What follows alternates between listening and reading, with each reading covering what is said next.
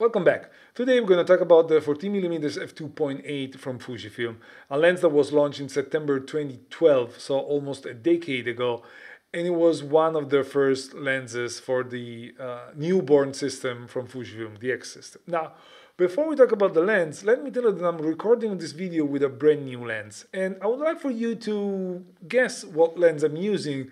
So let me know in the comments below what lens, in your opinion, I'm using for this video. Now, back to the 14mm. When this lens was launched, it was again 2012. This was the widest lens for the Fujifilm lineup by far. I mean, there was nothing that was even close to 14mm. The wider was the 18 to 55, if I'm not wrong, and at 21mm equivalent, it is a fairly wide angle lens, and the film era 21mm was almost as wide as you would get with normal lenses. The price was a little bit high. It was on the $900 threshold, and the fact that it was the only wide-angle lens made this price a little bit more reasonable, because you had this or nothing.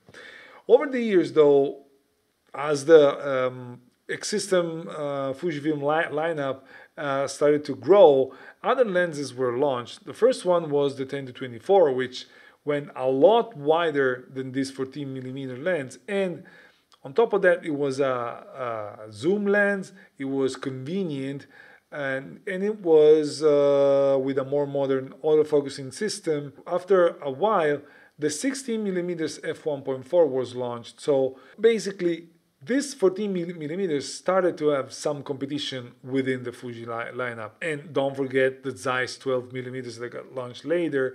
So the wide angle was covered with a lot more options, and the interest for this lens, which was incredibly high at the beginning, started to fade away. Now, in my opinion, yes, the 10 to 24 was one of the reasons for that, but also the 16mm was another reason for that. And I don't know if you agree with me or not, but I would say that comparing the 16mm to the f1 to the 14mm, even though the focal length are not so distant, doesn't make too much sense. And the reason is they're made for different purposes. The 16mm, the f1.4, of course, is made for reportage, wedding, stuff like that, street photography, stuff like that. While the 14mm at 2.8 is mainly geared toward landscape photography. Now, don't get me wrong. You can shoot street photography with the 14mm, and you're seeing an example right now, and you can shoot landscapes with the 16 f1.4. Don't get me wrong. It is pretty obvious, but in the bigger picture, these lenses were born for different reasons. So, in my opinion, the 16mm doesn't make too much sense compared to this one. Also because size and weight are also different.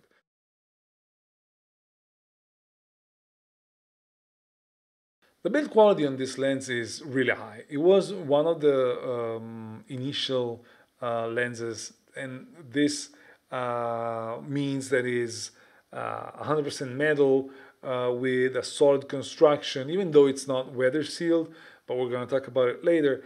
But it's really built like a tank. And despite that, it is fairly small, compact, and lightweight, because at only 235 grams is a joy to carry around. It doesn't weigh anything, and you can easily carry it. Its size makes it fit perfectly with the X-T4, but it doesn't make it feel big on the X-T4. So size-wise is really interesting, because wide-angle lenses like these tend to be huge at times. As you all know, like the majority of the Fujifilm lenses, this got an aperture ring which goes from f2.8 to f22 with an auto setting at the end of the range of the ring. The feeling of the aperture ring is a little bit on it is tactile, but a little bit on the loose end. I mean, it wouldn't have been a bad idea to make it a little bit stiffer so you don't accidentally find it in another position than the one you thought. Anyways, it is what it is. Now, I just mentioned that it is not weather sealed, and for the price, I think it should have been. Even though I keep saying and I keep repeating that, and I'm still stand by my words, weather sealing is it is usually overestimated as an important feature to the lens. I've been shooting, again, I keep saying that, in nasty condition with non-weather sealed equipment, and I've always saved both the camera and the lenses. Another neat feature of this lens is the way you can activate manual focus. As it was the case with some of the old lenses, you just pull the focusing ring towards you, and this disengages the clutch and starts and allows you to manually move the lens without the intervention of the electronics of the lenses. It's a real manual focus lens when you pull the focus ring, and this makes a lot of a difference when it comes to landscape photography. This is a kind of an underrated feature, but focus by wire when you're focusing into the pitch black of the night and you have a focus by wire lens, it's a nightmare. So a solution like that, which was also in the 23 millimeters and other lenses, was perfectly studied for landscape photographers. It makes a lot of sense and it works perfectly for such lenses.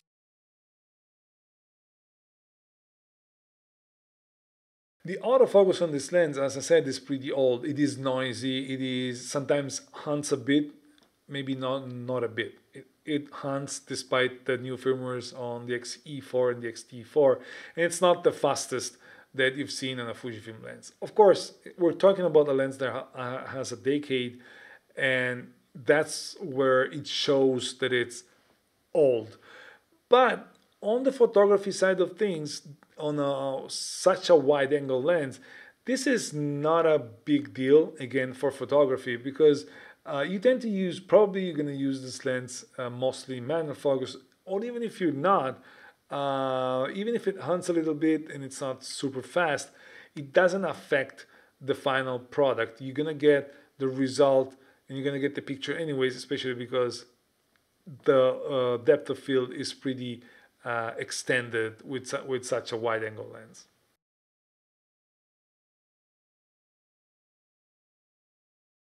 Speaking of image quality, that together with the size and the weight is where this lens shines, because the image quality on this lens is very, very, very good. It is already really sharp at f2.8, and of course it gets better as you stop down, but in the center it is pretty sharp, and you see a little bit of corner weakness at f2.8, but it gets better as you stop down. Speaking of sharpness, there's one thing that is worth being mentioned, especially for what concerns the corners of the lens, is that this lens suffers from what is called field curvature issue.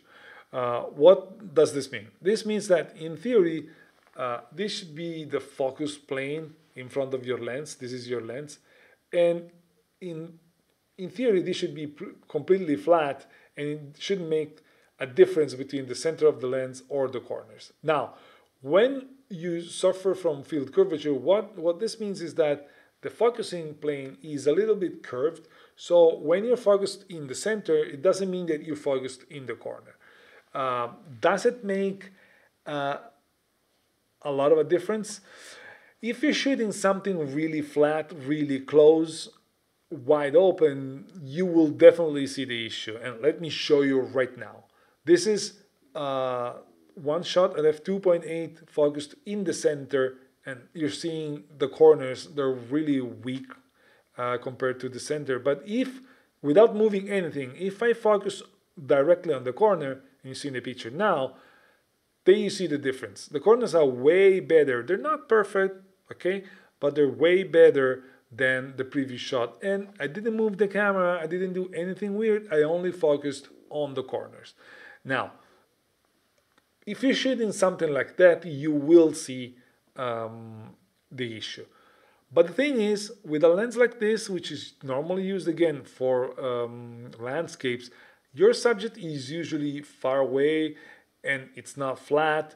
And also you're shooting f8, like you're stopping down the lens, so you don't get such a visible issue in the real world. However, as a reviewer, I had to mention that, because you may test the lens and realize that the corners are weak and think, I got a lemon, I got a bad lens, or this lens is not worth it. Well, you need to know that about this potential issue. Again, not a big deal in the real life, but still worth being mentioned. Vignetting is present at 2.8 and it almost gone, basically gone at a 5.6, and for such a wide angle lens which is small in size, it's kind of expected, and it's easy to remove, so I wouldn't necessarily consider this as a potential issue. Distortion and chromatic aberrations are pretty well controlled. With such a wide angle lens and a fast aperture, f2.8 was a fast aperture a long time ago. Now if it's not f1.4, we don't want them, but it is still fast. I would have expected to have quite a bit of a hit shooting at f11 or f16, and to my surprise, I'm really pleased about it. To my surprise, this lens is usable even at f16. Now, it's not as sharp as it was at f8, of course, but it is usable, and this makes a lot of a difference when you're shooting landscapes. Sometimes you don't have the filters with you, sometimes you just need f16 for whatever reason. The lens delivers, and this is really important. I've seen lenses fall apart, like the 12mm Zeiss at f16 was unusable, while this one is still great. What is not great, I realized that the sun stars are almost non-existent. Now, while I was using this lens, I had the worst 2 weeks possible for the sun. It was always hazy, it was always not tack sharp, so I may have gotten the worst condition to test that particular thing. But even looking at other reviews, this lens doesn't perform that well when it comes to sun stars, and it's a pity, because overall this lens optically is really good, and adding that feature would have made it almost perfect for landscape photography.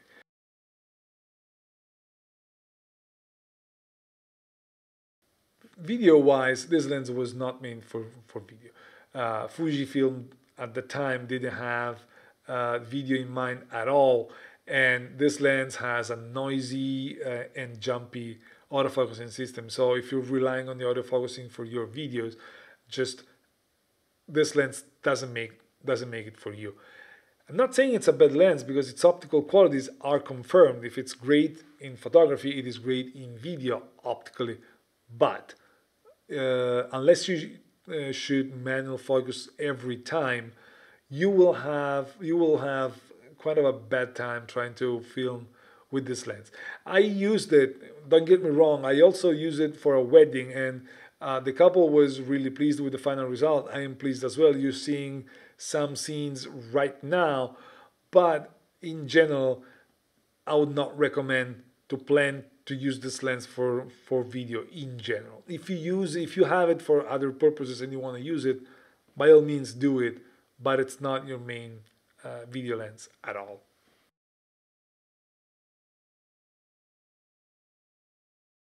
This video was made possible thanks to the folks at RCE Photo, the biggest used market in Italy, which is also expanding in Europe. They sent me the lens, I could test it and try it thanks to them. So again, thanks to you guys, and go look at their site. They are plenty of used lenses, cameras, and all of that. It's impossible not to find what you're looking for. In conclusion, this lens, even in 2021, still makes a lot of sense. Of course, if you're talking about photography, mainly landscape photography. This is because its size, its weight, and its optical qualities are not easy to match. And especially if you're buying it used, because the price for the lens new is a little bit too high now because it's old. The overall design of the lens is old. But if you're buying used, it makes a lot of sense. Don't dismiss this lens just because it's not wide enough. We all know there's the 20-24, there's the Laowa 9mm. There's a lot of options that are wider than this, but many times 14mm on an APS-C sensor is more than enough to get the shot we want. Sometimes we get lost into super wide shot where we kind of lose the subject. So don't just dismiss this lens because of it. It's not a good idea.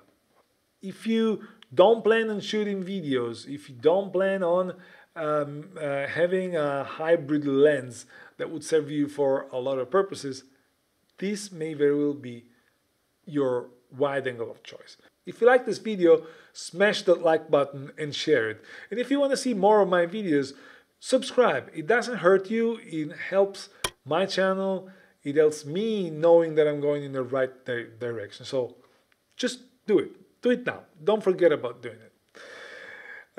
Thank you for watching, and guess that's it. I'll see you in the next one.